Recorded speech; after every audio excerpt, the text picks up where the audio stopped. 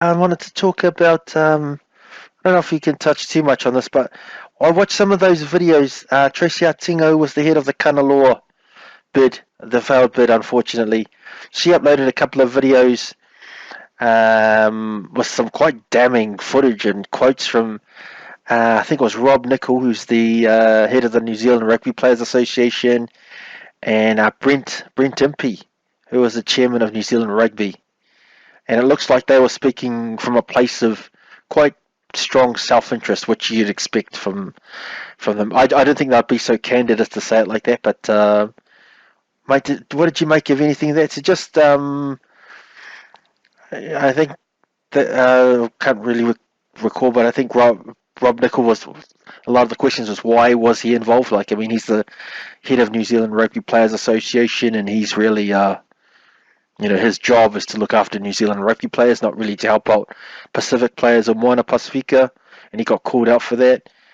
And that guy, Brent Impey, he was basically saying, hey, look, this Moana Pacifica bid is the best bid for New Zealand rugby, and he was pretty open, quite candid about that. So what did you make of any of those messages that came through on Facebook? If you haven't seen it, any of the listeners out there, check it out. It's quite interesting fodder for anyone who's following the two bids that were part of the Super Rugby plans going forward.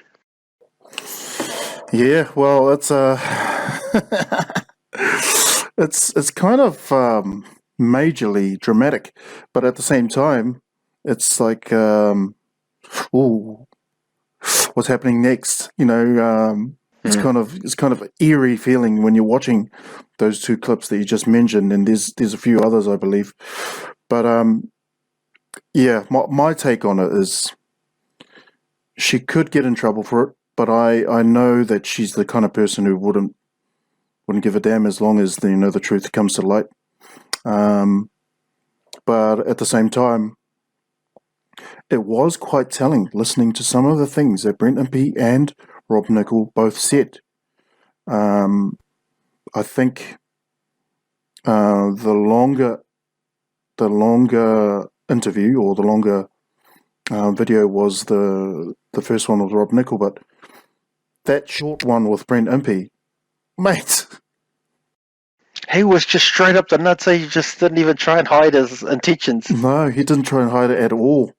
And look, all I heard from it, I thought, you know what? Okay, that makes sense. That actually makes sense if you're looking at it from the lenses of New Zealand rugby. They have to protect their brand. They absolutely have to protect their brand. And at least Brent Impey, for all his failings, he's honest about protecting the brand. And it's not surprising to hear what he said. From a business point of view, yeah, I can totally understand his stance that he would want to keep certain organizations or certain parties from getting the nod over others, because one ticks boxes and the other doesn't for New Zealand rugby's existence. So, or New Zealand rugby's exposure and brand. So yeah, it's all about protection, isn't it? It's about protection of position. It's all about being able to leverage off certain individuals and certain organizations, namely the obvious ones.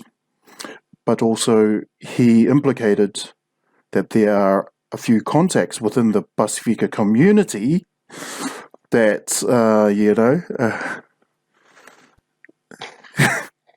that they have leveraged or intentions to leverage.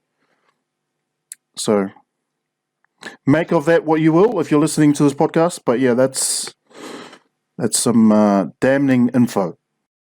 Yeah, I was surprised. I'll be honest, because I thought, even though that's obvious what's happening, and that's what they're doing behind closed doors, I thought it was just that they'd just pay the lip service and say, hey, look, we're here to support bloody Polynesian rugby and all the rest of it. So I was quite surprised at his candidness about what he had to say. And I thought he'd be a bit more, you play the game and you say the right things that you're supposed to say, even though deep down you have your ulterior motives. You just don't normally say them out loud like that. So I thought that was interesting anyway. Yeah, I thought it was interesting because I'd read a few tweets and a few posts online by Pacific Rugby Welfare, who are taking an objective approach. They're not taking sides on any of the matters, but they are calling out things that they don't see are fair. One thing that was indicated or was highlighted by Pacific Rugby Welfare was up to 20% of Moana squad to be New Zealand eligible. So that's 8 players eligible for the ABs. Right. And currently, New Zealand super sides only allow 2 players who aren't AB qualified. So this, if you look at it from the outside in, it hardly represents, the notion of flicking model on its head. So exactly what are World Rugby funding? These are questions that come to mind. So I agree with Pacific Rugby Welfare's stance on this. They are just highlighting what they see to be conflicts of interest, unfairness, unjustified decisions. Yeah. So just on that, for our listeners, World Rugby, they've put $1.3 million into Moana Pacifico for the year. I think just for this year. I'm not sure how many years that's going to be for. And I think what the New Zealand Rugby Union are doing, so they have to give them a share of the TV rights deal. So they're going to get $2.5 million out of that. But you're right. So they have a 38-man squad, and 30 will be in that 8%, 80%. So 30 of that 38-man squad will be, Pacific Island declared or neutral, and then 8 will be All Black eligible guys.